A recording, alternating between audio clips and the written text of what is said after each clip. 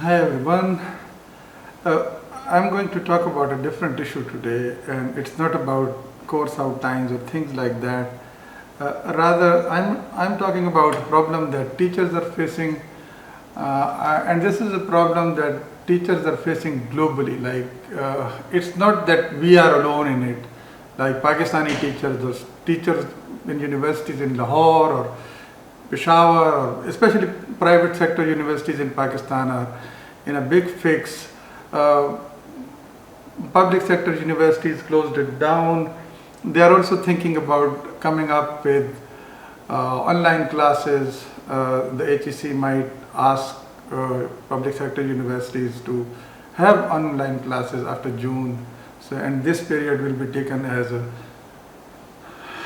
kind of the summer break. It's a difficult situation right now, and what we are trying to do, the dilemma right now here is that we are trying to run a semester in a pandemic, which is a very difficult situation, never experienced by anyone in human history, because we know that there was a plague in early 20th century, but people were not that aware, and people just died and nobody knew what was going on, and at the end of it, people took toll and they said, okay, that many people died. This is different, like everybody knows what's happening, counting is on, and like this city is more endangered and that city is less, and there is a re-emergence of the virus, things like that. So we are all stressed. And what are we trying to do as academics, like teachers? Our aim is basically that we are looking beyond the pandemic, so we want to impart knowledge in a way that the students that pass these exams right now and get their grades, these grades are also valid when the pandemic is over. We don't want to offer students a course and these are not, the quality is not good. On the other hand, we also want to practice compassion, and we want to understand the problems the students are having. So we are in a fix. Like many of us have kind of two divergent opinions. Like some of us are trying to just impose the way it was before on online teaching. They want to do things the same way, and students are complaining. Others would like to have kind of a free ride to students. There are two perspectives. Like one is, like compassion simply means that you understand what the other is going through, and then you take measures that help the other go through that situation. So we are on the one hand trying to enhance the capacity to a level that with this capacity students after the pandemic can sit in their next grades and study, and they don't have much loss at hand. On the other hand, we also want them to be safe, and somehow we would like to support them. There are a couple of things that we have to ensure. One of these is basically, who are we basically right now? This is the most important question. Like, where do we stand in this pandemic? Like, we are not automated machines that can perform on their own. Like, we are human beings. We are affected by the pandemic as anybody else, the way our students are affected. We have to realize that. Like, we have to realize, like, if I ask myself, so how do I see myself? I can't judge anybody else. So I'm scared. Not scared in the way that I might die. Everybody dies one day. But in a sense that there is a huge uncertainty at work, and I don't know. I don't know whether we'll be at home for 3 months or 6 months or a year, and then we have dear ones who are not with us. Like one of my sons is abroad, and I hope that he's back, he's safe. Like many of us will have many different issues. Like we also hear the news about universities laying off staff or other institutions laying off staff, universities having the salaries or putting 30% cuts and many things. Right? And everybody, including myself, will say whether I'll have job security or not. So there are different effects upon people. Some people try to overdo that, and they said, okay, I'll ensure my place by doing the best that's possible. Now, the best possible is a huge question. Like, the best possible is to help the educational system work in a manner that we safely move through this to another step, and with the hope that when the pandemic is over, we don't have a lot of knowledge loss. That's it. Now, when I ask myself, am I capable of dealing with this problem? Am I mentally prepared for that? Mentally, I was never prepared for that, because we were running a semester and then we didn't plan for it.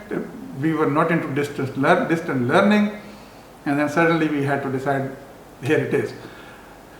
So I must say for myself that I don't see myself very well prepared, but I have to deal with the situation, and there is a community that we have over here, like at FC, in other universities also, so we try to find solutions to problems. And what we did was, as all of us at FC know, that we thought about going for virtual learning, kind of online classes, and then we decided we won't go for classes because many of the students are handicapped, they can't afford the rigorous routines, and we decided to go online. Like, online is that we are sending students, we have reassessed our syllabi, our assessment methods, and then we approach the students. Some students don't have any internet access, and some students, so we are sending them kind of packages, kind of post course packs, and we are recording videos along with course material, and we are also using different assessment methods, and that's how it's working. Different people are doing different things. So this is us.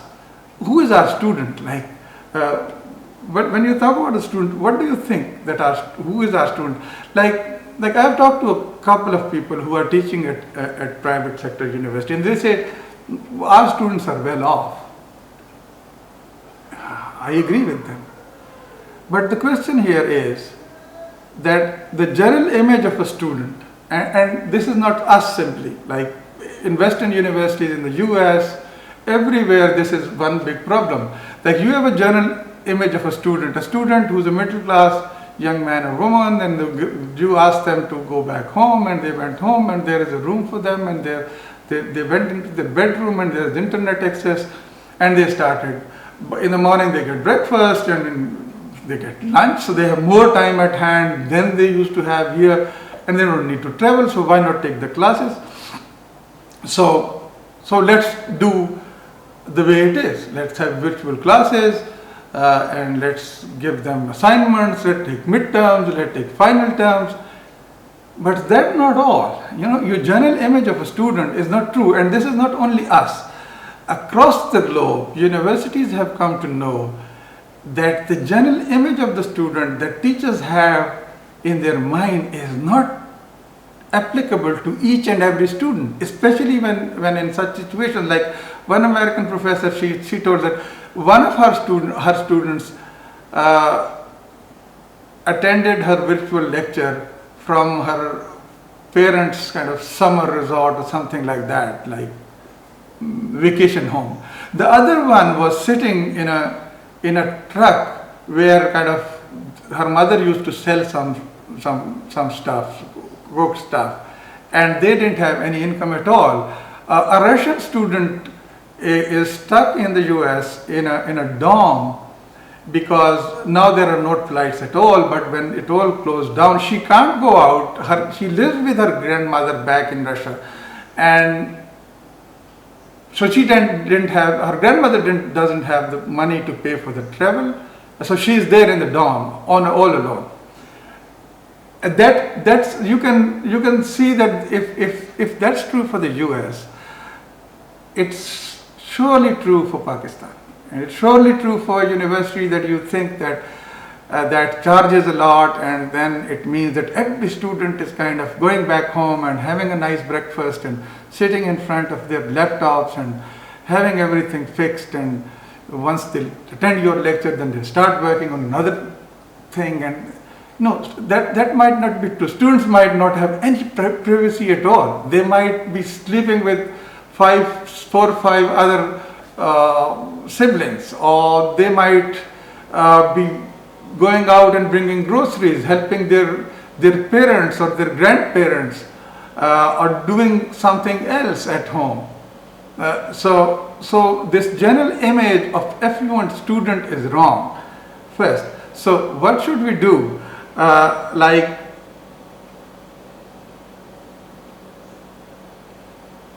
First and foremost, make sure that our courses are accessible to everybody. Like, if you have one student who can't afford having your class, the way most of 99.9% of your students are in a position to approach it, take care of the one student. That's important. That's equality of opportunity. You have to ensure equality of opportunity, that knowledge gap doesn't exist. Like, teachers are responsible for that. Universities are responsible. Every student that pays a fee has the right to get equal opportunity to coursework and an assessment system that works for those who are affluent and those who are very intelligent and those who are not. Like, this is your responsibility. This is my responsibility. So we should also understand that we are all novices right here. Nobody amongst us really knows what's going on. Nobody amongst us would be 100% sure that the methods will work. But let me tell you how I plan to deal with it. Like, I have asked students to have reflective commentaries. I think this is more useful for social sciences, humanities.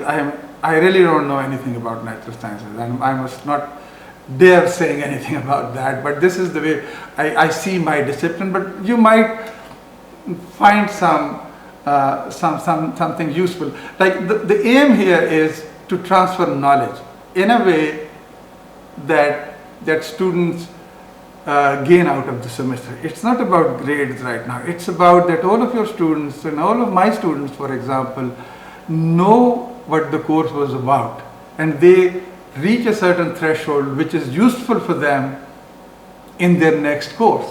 Like, maybe they have to register to another virtual course. Who knows, in fall also.